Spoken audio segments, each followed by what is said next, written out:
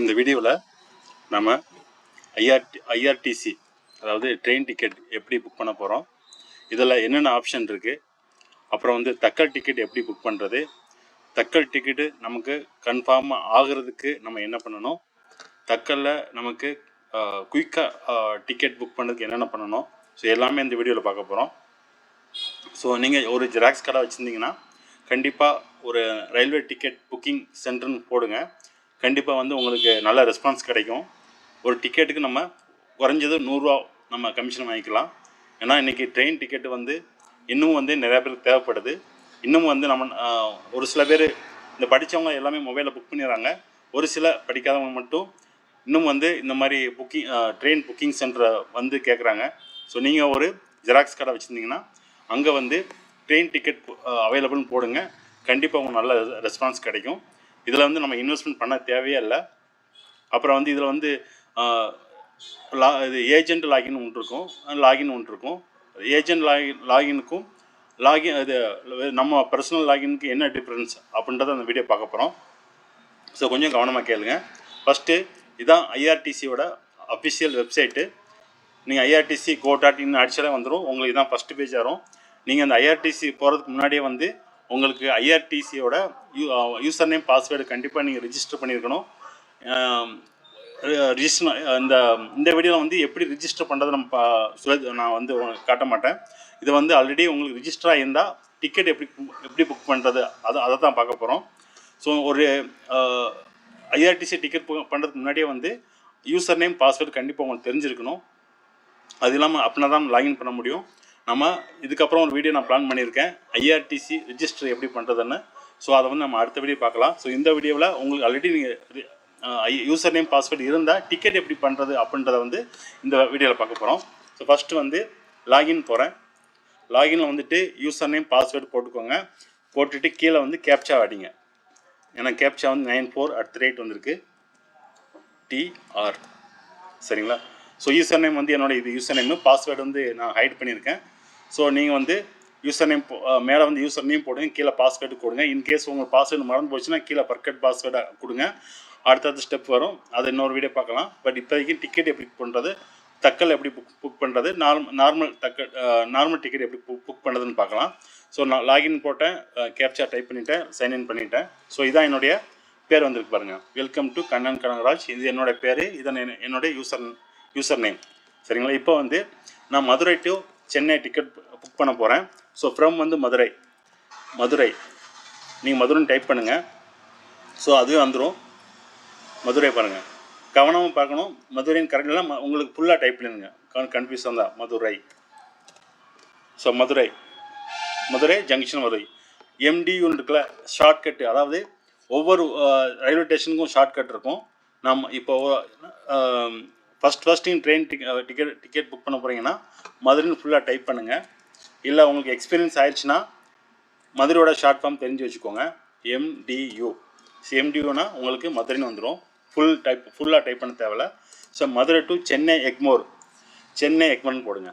So Egmore தான் வரும், Chennai Egmore. So MS போட்டாலே வந்து பாருங்கள். ஃபைலில் நீங்கள் ஒரு டைரியில் நோட் பண்ணி வச்சுக்கோங்க. ஏன்னா நம்ம ஒவ்வொரு தடவை வந்து சென்னை எக்மோர் டைப் பண்ண லேட் ஆகும். உங்களுக்கு தக்கல் டிக்கெட்லாம் புக் பண்ணுறதுக்கு ஃபுல்லாக டைப் பண்ண லேட் ஆகும். ஏன்னா ஒவ்வொரு செகண்ட் வந்து தக்கல் டிக்கெட் இம்பார்ட்டண்ட்டு. ஸோ அதனால் வந்து நம்ம ஷார்ட்டாக வந்து MSன்னு கொடுத்தா அதுவே வந்துடும். பாருங்கள், MS என்ன வந்துச்சா இப்போ. ஓகே. ஸோ நான் வந்து இன்றைக்கி 13 ஜனவரி 2025 இன்றைக்கி இருக்கோம். பட் எனக்கு டிக்கெட் வந்து ஒரு 10 நாள் கழித்து தேவைப்படுதுன்னு நம்ம அசியூம் பண்ணிக்கிறோம். ஸோ அதனால் 25ஆம் போட்டுக்கிறேன். 25. ஸோ 25 டேட்டில் போயிட்டு 25ஆம் செலக்ட் பண்ணிக்கோங்க. ஸோ பிப்ரவரி வந்துருச்சு. நம்ம ஜனவரியில் போவோம். ஜனவரி 25 சாட்டர்டே வருது. ஸோ இதில் வந்து போயிருங்க. இந்த 3 ஸ்டெப் கிளிக் இதை பண்ணால் போதும். செர்ச் கொடுங்க. செர்ச் கொடுத்துட்டு ஸோ இந்த மாதிரி உங்களுக்கு ஓப்பன் ஆகும். இதில் பார்த்தீங்கன்னா ஃபஸ்ட்டு ட்ரெயின் வந்து நமக்கு NSJMS அப்படின்னு போட்டிருக்கு. அதாவது மதுரை டு சென்னை தான் போட்டிருக்கு, சென்னைக்குன்னு போட்டிருக்கு. இந்த ஏசி இருக்குது தெரியுமா, ஏசினா உங்களுக்கு ஏசி கோச்சு பாருங்கள். அதை கிளிக் பண்ணால் தெரியும் அவைலபிலிட்டி பாருங்கள். ஓகே, அவைலபிலிட்டி இருந்தால் தான் உங்களுக்கு கன்ஃபார்ம் டிக்கெட் வரும். பக்கத்தில் 25ஆம் அவைலபிலிட்டி இருக்குது. ஆனால் சண்டே பாருங்கள் வெயிட்டிங் லிஸ்ட் இருக்குது. ஸோ வெயிட்டிங் லிஸ்ட் வந்து 81 இருக்குது. அதாவது வெயிட்டிங் லிஸ்ட்லாம் வந்து உங்களுக்கு நீங்கள் புக் பண்ணும்போது வெயிட்டிங் லிஸ்ட் வரும். மேபி அது வந்து கன்ஃபார்ம் ஆகிறதுக்கும் வாய்ப்பு இருக்குது, கன்ஃபார்ம் ஆகாமல் இருக்கிறதுக்கும் வாய்ப்பு இருக்குது. ஸோ அதை வந்து வெயிட்டிங் லிஸ்ட்டு ஒரு 10, 15, 20க்குள்ளே இருந்தால் வெயிட்டிங் லிஸ்ட் போங்க. நீங்கள் ஒரு 10 டேஸ் முன்னாடி டிக்கெட் புக் பண்ண போகிறீங்க, அதில் வந்து உங்கள் வெயிட்டிங் லிஸ்ட் ஒரு 10, 15 இருந்தால் கண்டிப்பாக நீங்கள் தாராளமாக வந்து வெயிட்டிங் லிஸ்ட் போகலாம். இல்லை ஒரு வெயிட்டிங் லிஸ்ட் 70, 80 போயிட்டா நீங்கள் புக் பண்ணுறது வேஸ்ட்டு. அதை நீங்கள் வெயிட் பண்ண தேவையில்லை, வேறு ஆப்ஷன் போய்க்கோங்க, வேறு ட்ரெயின் பார்த்துக்கோங்க. ஸோ எனக்கு வந்து இந்த டேட்டில் வந்து இந்த ட்ரெயினில் எனக்கு அவைலபிலிட்டி இருக்குது. ஸோ இதை வந்து நான் எனக்கு சூஸ் பண்ணிக்கிட்டேன். பாருங்கள், ஆனால் டைம் பாருங்கள், இதான் மெயின். எல்லோரும் வந்து டைம் பார்க்கவே மாட்டாங்க. டைம் பாருங்கள், 17:05. இது வந்து ரயில்வே டைமே வந்து இப்படி தான் இருக்கும். அதாவது காலையில் நைட்டு 1 மணிலேருந்து காலையில் மத்தியானம் 12 மணி வரைக்கும் நமக்கு வந்து இந்த 7, 8, 9 அந்த ஆர்டர் வரும். பட் 1 மணிலேருந்து ஸ்டார்ட் பண்ணும்போது நமக்கு 13 ஸ்டார்ட் ஆயிரும். இப்போது ரயில்வே ட்ரெயின் எல்லாத்துக்குமே தெரியும், தெரியாதவங்களுக்கு மட்டும் ஒரு சின்ன எக்ஸ்ப்ளனேஷன். 13னா டைம் 1, 14னா டைம் 2 PM, சரிங்களா? ஸோ இப்போ வந்து 15:05னா நமக்கு டைம் வந்து 5:05க்கு இருக்குது. உங்களுக்கு 5:05க்கு இந்த டைம் ஓகேனா இந்த ட்ரெயின் போங்க. இல்லை எனக்கு 6 மணிக்கு மேலே வேணும் அப்படின்னா அப்படி கீழே வாங்க. ஸோ இங்கே 6 மணிக்கு மேலே இன்னொரு ட்ரெயின் இருக்குது, வைகை எக்ஸ்பிரஸ் இருக்குது. பட் இதில் பாருங்கள், செகண்ட் சீட்டிங்னா உங்களுக்கு உட்கார மட்டும் தான் இடம் கிடைக்கும். அதில் வந்து ஸ்லிப்பர் கிடையாது. அதாவது நம்ம வந்து பஸ்ஸில் எப்படி நம்ம வந்து இந்த 2+2, 3+2, 2+2னா 2 பக்கமும் 2 சீட் இருக்கும். SCTC பஸ்லாம் பார்த்துருப்பீங்க. 3+2னா நமக்கு வந்து இந்த Madurai to Tirunelveli, Madurai to Kovilpatti, Madurai to Virudhunagar, இந்த மாதிரி பஸ்ஸில் பார்த்தீங்கன்னா ஒரு பக்கம் 3 பேர் உட்காந்துருப்போம், ஒரு பக்கம் 2 பேர் உட்காந்துருப்போம். ஸோ இதைத்தான் சீட்டிங் சொல்லுவோம். அதே மாதிரி தான் இந்த சீட்டிங் வந்து ஆப்போசிட்டில் உட்காந்துருப்போம். ஒரு சீட்டுக்கு வந்து 3, 4 பேர் உட்காந்துருப்போம். ஸோ செகண்ட் சீட்டிங் வரும். பக்கத்தில் வந்து ஏசி இருக்குது. ஏசி வந்து செகண்ட் சீட்டிங் போவோம், ஃபஸ்ட்டு ஏசி அப்புறம் பார்ப்போம். செகண்ட் சீட் நான் கிளிக் பண்ணுறேன். எனக்கு அன்றைக்கி தேதி பாருங்கள், சாட்டர்டே 25 ஜனவரி 117 வெயிட்டிங் லிஸ்ட் இருக்குது. நம்ம வெயிட்டிங் லிஸ்ட் புக் பண்ணுறது வேஸ்ட்டு, அதனால் வேண்டாம். வேறு ட்ரெயின் பார்ப்போம். இது 005னா நைட்டு, கவனமாக வச்சுக்கோம், நைட்டு 1 மணிக்கு 5 நிமிஷம் கம்மி. அதாவது 12:55க்கு இந்த ட்ரெயின் இருக்குது, அது வேணாம். பாருங்கள், இது வந்து 21:20னா நைட்டு 9:20 பாண்டியன் எக்ஸ்பிரஸ் இருக்குது. பாண்டியன் எக்ஸ்பிரஸ் இருக்கட்டும், நம்ம அதுக்கு முன்னாடி ஒரு ட்ரெயின் இருக்கான்னு பார்ப்போம். அப்படியே கீழே பாட்டுவாங்க. ஃபஸ்ட் டைம் பார்த்துக்கோங்க, ஏன்னா அந்த டைம் தான் உங்களுக்கு கிடைக்கும். சரி, இங்கே ஒரு ட்ரெயின் இருக்குது பாருங்கள், 18:35னா 6:35க்கு ஒரு ட்ரெயின் இருக்குது, அதை கிளிக் பண்ணுவோம். ஸோ இது வெயிட்டிங் லிஸ்ட்டு 40 இருக்குது. ஓகே, வெயிட்டிங் லிஸ்ட் 40 நமக்கு வச்சுக்கிறோம், புக் கன்ஃபார்ம்னு வச்சுக்கிறோம். ஸோ இப்போ அது மேலே கிளிக் பண்ணுங்கள். கிளிக் பண்ண உடனே பார்த்துங்க, அது புக் நவும் வரும், கன்ஃபார்ம் அவைலபிலிட்டி, அதெல்லாம் நீங்கள் கவனிக்க வேண்டாம்.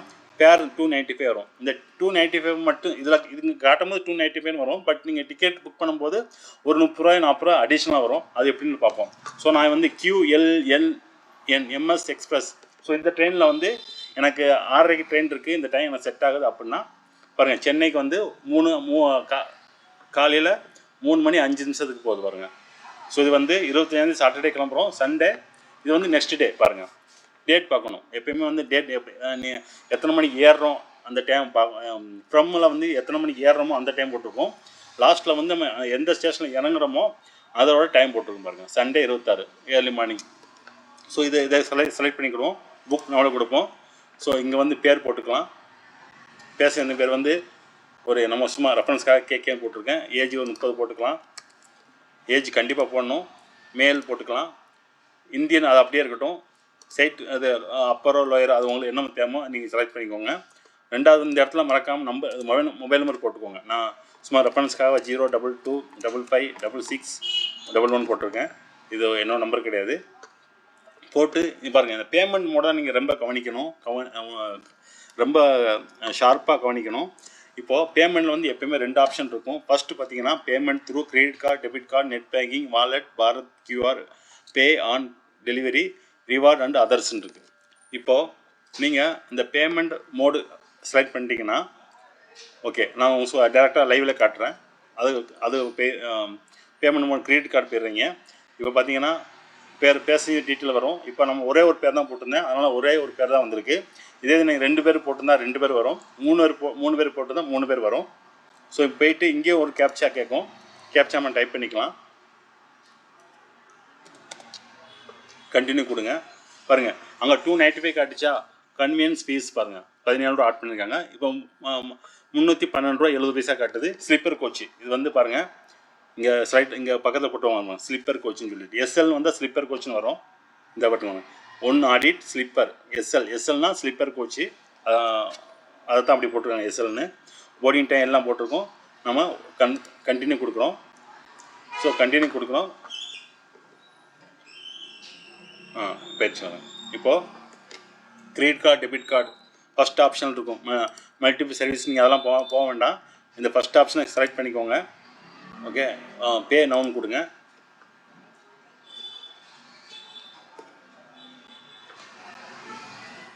லோடிங் ஆகுது. ஸோ இதில் வந்து உங்களுக்கு டெபிட் கார்டு யூஸ் பண்ணியிருந்தால் டெபிட் கார்டு போங்க, கிரெடிட் கார்டு யூஸ் பண்ணியிருந்தால் கிரெடிட் கார்டு போங்க. யூபிஐ வேண்டாம், இது வேண்டாம். அது வந்து நான் எல்லாருக்கும் அது அதிகமாக யூஸ் பண்ண மாட்டாங்க. போனால் டெபிட் கார்டு தான் டெபிட் கார்டு போங்க, கிரெடிட் கார்டு தான் கிரெடிட் கார்டு போங்க, இல்லை நெட் பேங்கிங் போங்க. நெட் பேங்கிங் வந்து இந்த லிமிடெட் பேங்க் தான் கொடுத்துருக்காங்க. இதெல்லாம் வந்து எஸ்பிஐ கொடுத்துருக்காங்க, ஆக்சிஸ், ஹெச்டிஎஃப்சி கொடுத்துருக்காங்க. மேக்ஸிமம் நீங்கள் டெபிட் கார்டில் போங்க. டெபிட் கார்டு நம்பர் அடிங்க இங்கே வந்து. ஸோ 14 டிஜிட் நம்பர் அடிக்கணும். ஸோ இது ஆல்ரெடி என் சேவாக இருக்குது நம்பரு. ஸோ காட்டிட்டேன், எடுத்துடுறேன்.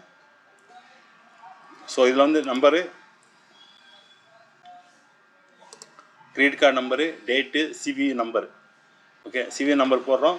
போட்டு இதை நேம் கொடுக்குறோம். நேம் கொடுத்துட்டு பாருங்கள், நம்ம இந்த கிரெடிட் கார்டு சார்ஜ் மறுபடியும் ஆட் பண்ணுறாங்க பாருங்கள். நம்ம 314 ரூபா ஃபஸ்ட்டு 295 ரூபா இருந்துச்சு. மறுபடியும் 17 ரூபா ஆட் பண்ணி 312 ஆக்குனாங்க. இப்போ மறுபடியும் இது வந்து ஆன்லைன் டிக்கெட்டு. இதே நீங்கள் கிரெடிட் கார்டு போனால் இன்னும் அதிகமாக இருக்கும் பாருங்கள். பாருங்கள், இது வந்து 6 ரூபா காட்டுது பாருங்கள். டெபிட் கார்டுனா 1 ரூபா, கிரெடிட் கார்டுனா 6 ரூபா. ஸோ இதான் அவங்க டிஃப்ரென்ஸ் காட்டுறதுக்காக தான் மாற்றி போட்டேன். ஸோ இங்கே வந்து எல்லா டீட்டெயில் போட்டுட்டு இதை வந்து பே நவுன் கொடுத்தா நமக்கு ஒரு ஓடிபி வரும். ஓடிபி என்ட்ரு பண்ணால் டிக்கெட் புக் ஆயிரும். ஸோ இதுதான் ஸ்டெப்பு. இது வந்து டெபிட் கார்டு கிரெடிட் கார்டுக்கு. ஸோ என்னை பொறுத்த வரைக்கும் நீங்கள் ரயில்வே டிக்கெட் புக் பண்ணுன்னு நினச்சிங்கன்னா டெபிட் கார்டோ இல்லை கிரெடிட் கார்டோ போகாதீங்க. என்ன ஆப்ஷன் போகணும்னு நான் சொல்கிறேன் பாருங்கள். இப்போ பேக் வாங்க, ஃபஸ்ட்லேருந்து போவோம். MDU Madurai to Chennai Egmore MS. So அடிச்சிட்டேன். 25ஆந்தேதி நான் செலக்ட் பண்ண போகிறேன். ஜனவரி 25 சர்ச் கொடுக்குறேன். எனக்கு 6 மணிக்கு மேலே வேணும் ட்ரெயின். நான் எந்த ட்ரெயின் செலக்ட் பண்ணியிருந்தேன் தெரியுமா? ஏல ஸ்டார்ட் ஆகும் 6:30. QLNMS express. ஸோ இது ஸ்லிப்பர்னு வேணால் ஸ்லிப்பர் மேலே ப்ரெஸ் பண்ணுங்கள். ஏசி வேணால் ஏசியில் கிளிக் பண்ணுங்கள். இது வந்து 3rd AC, இது வந்து 2 AC. பாருங்கள், நான் ஸ்லிப்பரை புக் பண்ண போகிறேன். பட் ஸ்டெப்பு எல்லாத்துக்கும் ஒரே ஸ்டெப்பு தான். நம்ம ஸ்லிப்பரை எடுத்துக்கலாம். ஓகே, ஸ்லிப்பரில் வந்து இதோட டிக்கெட் பார்த்தீங்கன்னா 295 தெரியுமா காட்டுச்சு. புக் நவுன் கொடுங்க. ஸோ லாகின் மறுபடியும் கேட்டது. நான் ரொம்ப நாள் டைம் ஆச்சுல, மறுபடியும் வந்து நான் லாகின் பண்ணுறேன். அது எப்போ லாகின் கேட்கும்போது கொடுத்தா ஆகணும், வேறு வழி இல்லை. சைன்இன் கொடுத்துட்டேன். ஸோ எனக்கு போயிடுச்சு. இப்போது நான் கேன்னு அடிச்சிருந்தேன். ஏஜ் 30 கொடுத்துருந்தேன். மேல் கொடுத்துருந்தேன். இதில் வந்து அப்பறம் அது உங்கள் சாய்ஸு. இங்கே வந்து ஃபோன் நம்பர் கொடுத்துக்கோங்க. நான் ரெஃபரன்ஸ்க்காக சும்மா ஏதோ நம்பர் கொடுக்குறேன். பட் நீங்கள் உங்கள் நம்பர் கொடுத்துக்கோங்க. ஏன்னா அப்படின்னா தான் அதில் மெசேஜ் வரும். இப்போ நான் ஃபஸ்ட்டு போன மெத்தடில் வந்து நம்ம payment through credit card debit card போட்டுருந்தோம் தெரியுமா? இப்போ அதை செலக்ட் பண்ணாமல் பே த்ரூ யூபிஐன்னு இருக்கா, இதை கிளிக் பண்ணுங்கள். உங்களுக்கு ஸ்டெப்பு கம்மியாகும் பாருங்கள். அவ்வளோதான். போயிட்டு சேம் இந்த கேப்சா வரும், அதை நீங்கள் அடிச்சுக்கோங்க. இதில் வந்து செக் பண்ணிக்கோங்க. நீங்கள் வந்து இந்த பேமெண்ட் ஆப்ஷன் போகிறதுக்கு முன்னாடி அது டீட்டெயில் காட்டும். பேசஞ்சர் நேமு, அவங்க மேலா ஃபீமேலா இது வந்து கரெக்டாக நீங்கள் போடணும். நாளைக்கு வந்து நீங்கள் ட்ராவல் டைம் அன்றைக்கி வந்து TTR வந்து செக் பண்ணுவாங்க. அவங்க வந்து பார்க்கும்போது தப்பாக இருந்துச்சுன்னா கண்டிப்பாக பெனால்ட்டி போடுவாங்க. பேர் கரெக்டாக இருந்தால் கூட பேர் ஏஜ் கரெக்டாக இருந்தால் கூட மேலா ஃபீமேலா அது கரெக்டாக போடணும். இல்லைனா TTR வந்து கண்டிப்பாக ஒரு 200-300 ஃபைன் போடுவாங்க. ஸோ அதனால் மேல் ஃபீமேல் அந்த சீட்டை விடுங்க. அது நீங்கள் என்ன போடுறீங்களோ அது உடனே கிடைக்காது. அது என்ன அவைலபிலிட்டி இருக்கோ அதை தான் நமக்கு காட்டும். ஸோ இங்கே வந்து நான் கேப்சா அடிக்கிறேன். ஸோ எனக்கு என்ன கேப்சா காட்டுதோ அதை நீங்கள் அதை தான் அடிக்கணும். கேப்சா நான் என்ட்ரு பண்ணுறேன். ஸோ கண்டினியூ கொடுத்துட்டேன். இப்போ பாருங்கள், சேம் அதே மாதிரி கிரெடிட் கார்டு டெபிட் கார்டு தான் வருது. நான் வந்து யூபிஐ பண்ணியிருந்தேன், பே அண்ட் புக்குன்னு வருது பாருங்கள். ஸோ இப்போ நான் போயிட்டு இதை ஜஸ்ட் ஸ்கேன் பண்ணால் போதும். எனக்கு கிரெடிட் கார்டு டெபிட் இதை நான் வந்து டெபிட் கார்டு நம்பர் டெபிட் கார்டோ கிரெடிட் கார்டோ நம்பர் டைப் பண்ண தேவையில்லை.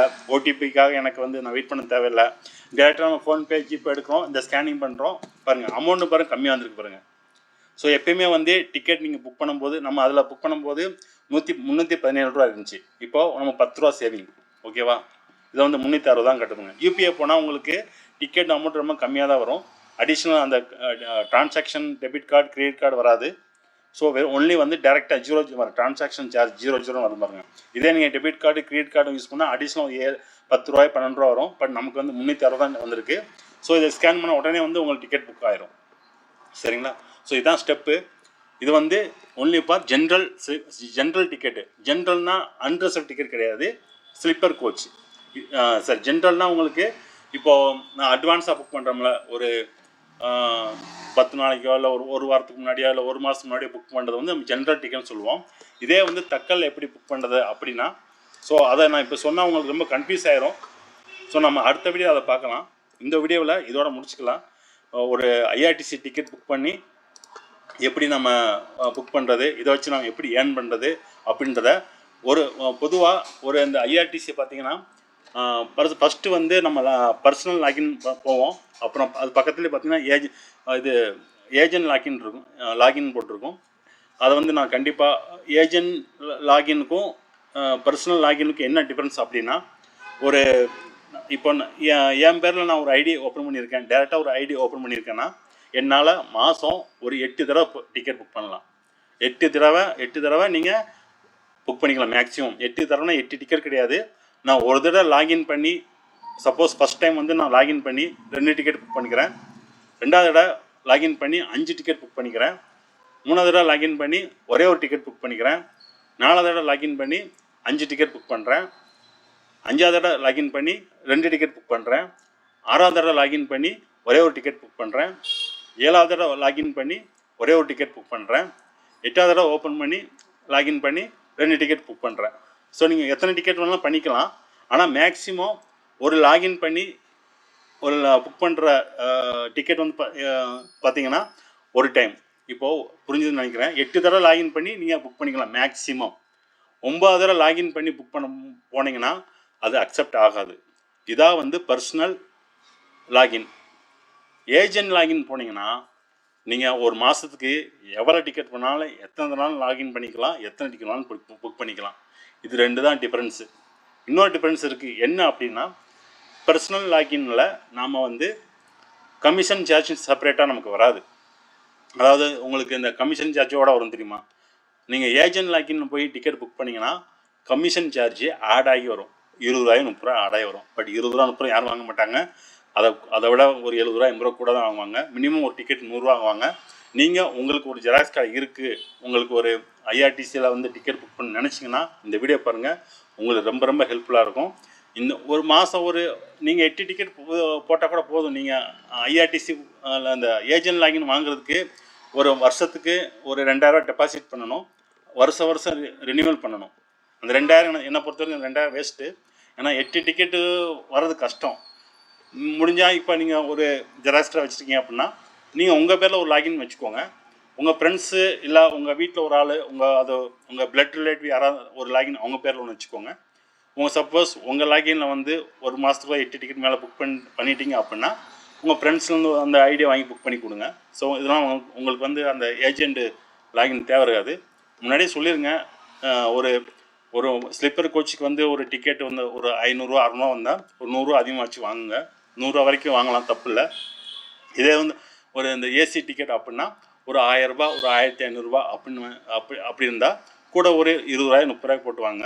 ஒரு 1500 டிக்கெட் அப்படின்னா ஒரு 100 ரூபா 150 ரூபா எக்ஸ்ட்ரா வாங்கலாம், தப்பு இல்லை. அவங்களும் கொடுக்க ரெடியாக தான் இருப்பாங்க. ஸோ இதான் வந்து இந்த ஐஆர்டிசியோட train ticket booking procedure. So இதை வந்து ஃபாலோ பண்ணுங்கள். உங்களுக்கு இதில் வந்து அடுத்த வீடியோவில் வந்து நம்ம ப்ரீமியம் அண்டு தக்கல் ப்ரீமியம் ஒன்று இருக்குது. இதை தக்கல் ப்ரீமியம் வந்து யாருக்கும் தக்கல் அண்டு ப்ரீமியம் தக்கல் ரெண்டு டைப் இருக்குது. ஸோ அதை பற்றி பார்ப்போம்.